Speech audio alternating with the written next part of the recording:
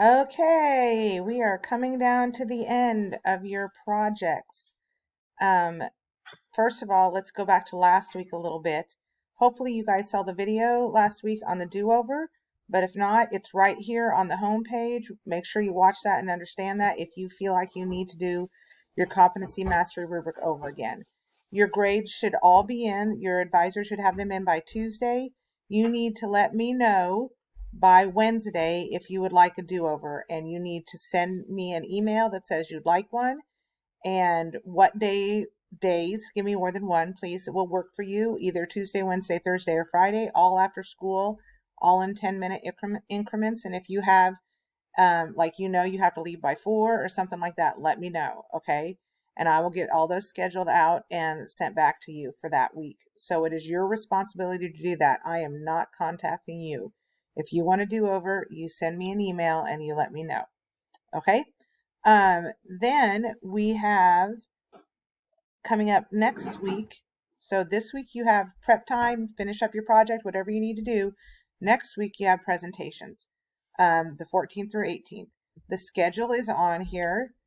Junior high, yours is updated on here. You guys leave early for a game on that Monday, so there are no basketball players on that Monday's schedule. And if I am wrong on that, please let me know. That is your responsibility. Everybody else, same way. If you're going to be gone and that happens to be the day of your presentation, you need to let me know or your advisor know, and they can switch you with somebody or something like that. But do not just not show up. Okay? Very rude. And secondly, not going to be good on your grade if you don't get it done. So make sure you let us know if you can't be there. We are not having any public at these presentations because of COVID. So I know that was the original schedule. I know we had wanted somebody from the public for the juniors and seniors. We'd wanted mentors for freshmen through seniors. We cannot do that. So we are just going to be having teachers and people that are part of the school. So we'll have like Mr. Funk and Miss O'Day and Miss Hoover will be a part of it. Amy Anderson, hopefully Becky Simon, Charlotte's going to help, all these different people.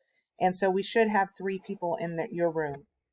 And each one of them will give a grade, and they will give a grade using this rubric, okay, which I have attached to this email so you can see it. So each one of your judges will have this rubric. They'll each give you a grade, and you will receive the average score of those grades, okay?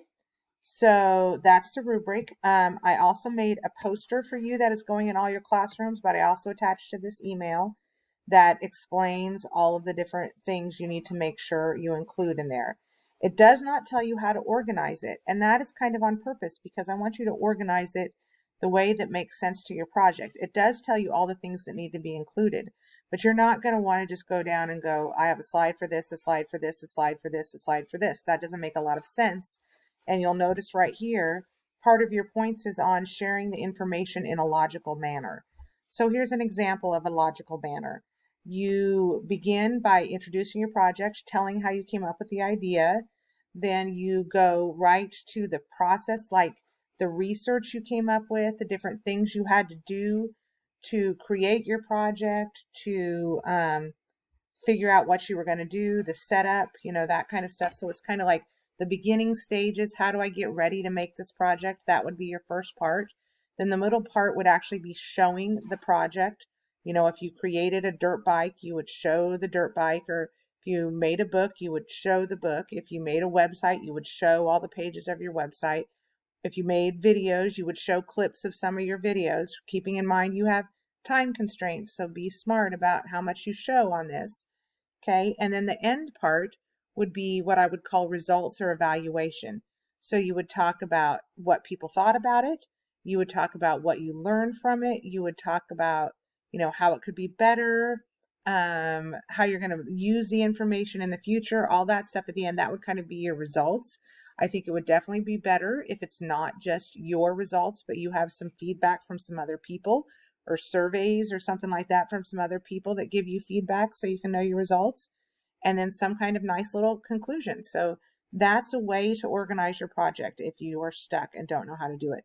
Another way would be could do it in chronological order. If you did a whole bunch of different things, and each week you kind of hit a different thing. You could talk about the first week I did this, the second week I did this, the third week I did this, and show pictures of how that happened. You can do it that way. Same way with a kind of a intro and a conclusion and the evaluation of the process at the end, but you could do that. Whatever kind of makes sense. Okay. So I hope that helps you get ready.